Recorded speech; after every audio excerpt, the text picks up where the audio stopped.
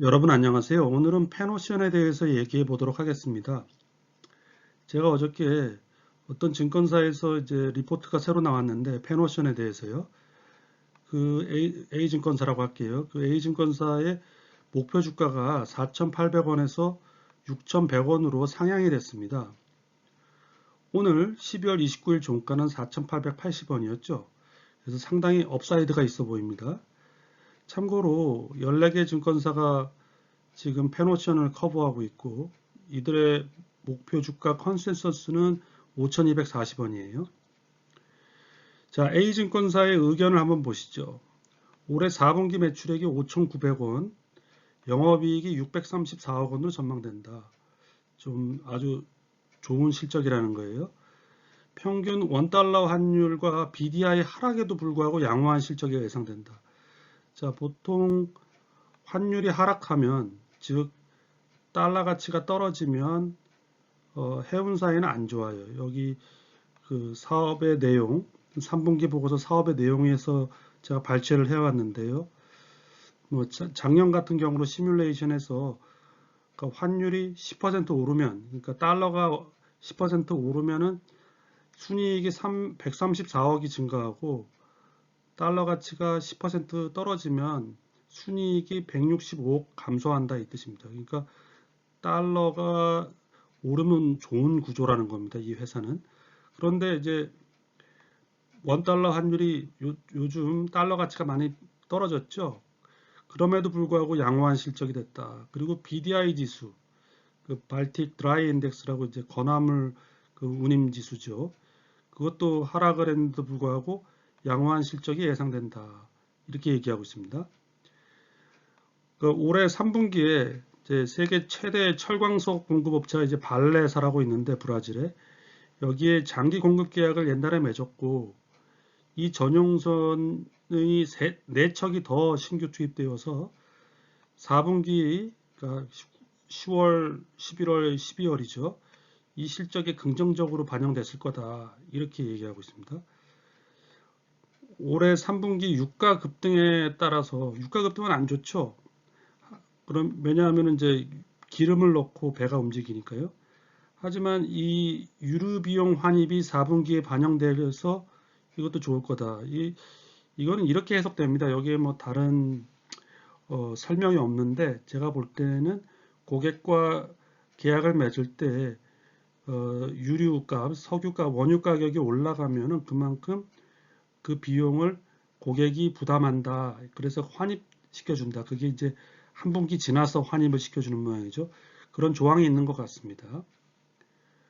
그리고 과거 저조한 운임으로 체결된 그 장기 운송 계약, COA가 장기 운송 계약이에요.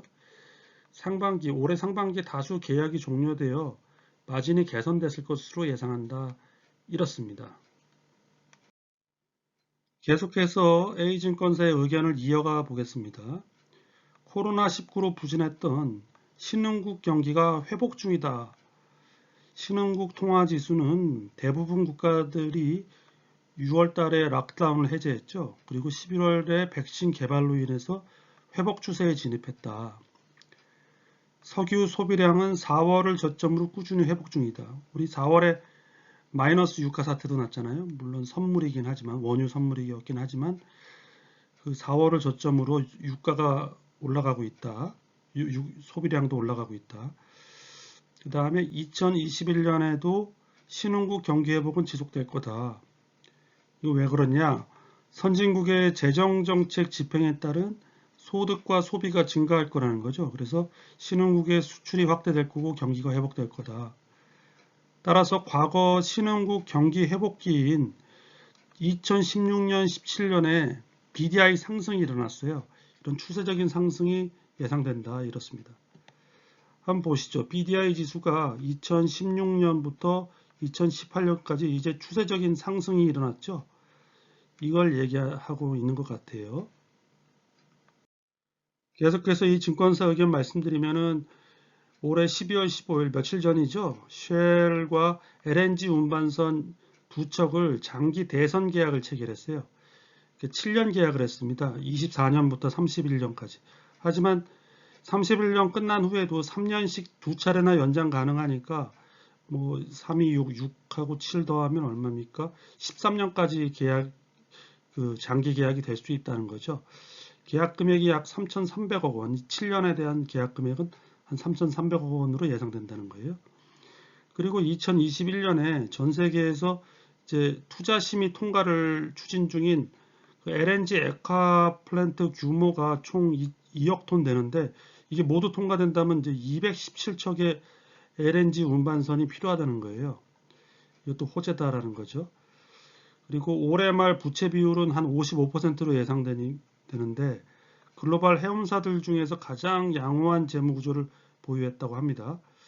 이 안정적인 재무 구조로 LNG 운반선 발주 및 장기 운송, 대선, 배를 빌려주는 거죠. 이런 계약을 확대할 것으로 예상된다. 그리고 2021년 신흥국 경기 회복이, 이건 아까 했던 내용인데 또 나왔네요.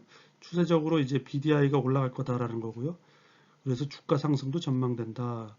그래서 목표 주가를 6,100원으로 상향하고 투자 의견은 매수를 유지한다. 제가 나중에 어떻게 6,100원이 산정됐는지 보여드리도록 하겠습니다. 이 펜오션의 매출의 분류를 한번 간단하게 보고 갈게요. 해운업에서 한 3분기까지 1.6조 원 정도 매출을 했고요. 그 다음 곡물 사업을 해요. 곡물 사업은 이제 해외 곡물 생산업자로부터 곡물을 구매해서 전 세계 수입업자에게 판매하는 겁니다. 그러니까 샀다 파는 그 트레이딩 사업이죠. 이 사업을 하는데 여기서 매출이 한 3,200억 정도 나왔고, 그 다음에 선박을 대여하는 대선 수익이 많이 있다고 봅니다. 이게 한 1,450억 정도 나왔다고 합니다. 그래서 해운업이 주된 사업이고, 특히 거기서 벌크 사업이 가장 많이 차지합니다. 1.6조 중에 한 1.3조가 이 철광석, 석탄, 곡물 등을 운송하는 벌크 해운업이에요. 컨테이너나 이런 쪽은 크게 비중이 크지는 않습니다. 펜오션이 체결한 장기 화물 운송 계약 현황을 보면 이제 그 브라질의 철광석 그 회사인 발레사랑 10척 계약이 돼 있고, 이게 최근에 3분기에 4척이 추가됐기 때문에 이제 14척입니다. 14척이고 잔여 기간이 18년이나 남아 있다. 수자노라고 브라질의 세계 최대 펄프 생산 업체인데 여기랑도 10척 계약이 돼 있고 16년이나 잔여 기간이 남아 있다. 그다음 우리나라 남부발전, 남동발전, 중부발전, 이게 한국전력 자회사들이죠. 이런 데랑 체결한 것도 있고 포스코, 현대제철과 체결한 계약들이 이렇게 많이 남아 있어서 잔여 기간이 평균적으로 한 14년 남아 있어요. 이 벌크 화물 지수인 BDI 인덱스 최근 1년을 그래프를 보여드리는데요. 이게 뭐 변동성이 엄청나게 심합니다. 이게 뭐 이 400까지 갔다가 다시 2000까지 갔다가 지금 현재는 1366이에요. 이 BDI의 변동성을 잘 알 수 있는 게 이 신문 기사들입니다. 이 최근 1년 신문 기사인데 여기 보시죠. 올해 3월 달만 해도 벌크선 운임 내리막길, 펜오션 바짝 긴장 이런 신문 기사가 났어요. 근데 6월 달에는 벌크선 운임 3배 폭등, 해운사는 이제 최악의 바다는 지났다. 좋다 이거죠. 그 다음에 10월 달에 난 기사인데 BDI 지수가 2000을 돌파했다. 순풍이 부는 해운업계 이런 기사가 났어요. 근데 불과 이제 5일 전에 벌크 운임 너마저 다시 꼬꾸라져서 산업계의 시름이 깊어졌다. 이런 기사가 났습니다. 그러니까 얼마나 이 변동성이 심하다는 걸 알 수 있죠. 그래서 그 BDI 지수, 그러니까 벌크 운임이죠. 벌크 운임이 변동성이 심하고 또 유가, 원유 가격도 변동성이 심해요. 근데 이 펜오션의 이제 사업 보고서에 보면은 사업의 내용에 이 변동성들을 피하기 위한 해지 거래들이 나와 있습니다. 그래서 운임 선도 거래를 해서 선박 운임이나 임차료 가격의 변동 위험을 회피하기 위해서 이러한 선도 거래, 파생 상품을 체결했다는 거예요. 또 연료비가 출렁출렁하는 거를 위험을 회피하기 위해서 연료 파생 상품, 연료 수합 계약을 체결했다는 겁니다. 또한 이 펜오션이 곡물 트레이딩도 한다 그랬잖아요. 곡물 가격도 출렁출렁합니다. 그렇기 때문에 곡물 그 가격 변동으로 인한 위험을 회피하기 위해서 곡물 선물 계약도 체결하고 있다고 합니다. 자, 이제 마지막으로 이 A증권사가 이제 4,800원에서 6,100원으로 타겟 프라이스로 올렸어요. 그 근거를 제시를 했는데 6,100원으로 올린 건 뭐냐? 지금 내년 말 주당 순자산 BPS라고 하죠. Book Value Per Share BPS가 6,140원 정도 되는데 여기에 PBR 1배를 적용하면 이제 6,140원이겠죠. 그런데 그걸 이제 내림해가지고 6,100원으로 목표 주가를 제시한 거예요. 그러면 여기서 제일 중요한 건 왜 1배냐? 2016년, 17년 아까 보여드렸잖아요. 그 BDI 지수가 상승 추세를 보이던 2016년, 17년이 신흥국 경기 회복기였다는 겁니다. 그때 평균 PBR이 1이었다고 합니다. 펜오션이. 그래서 이거를 적용했다. 이게 이제 애널리스트가 설명하는 밸류에이션 방법이에요.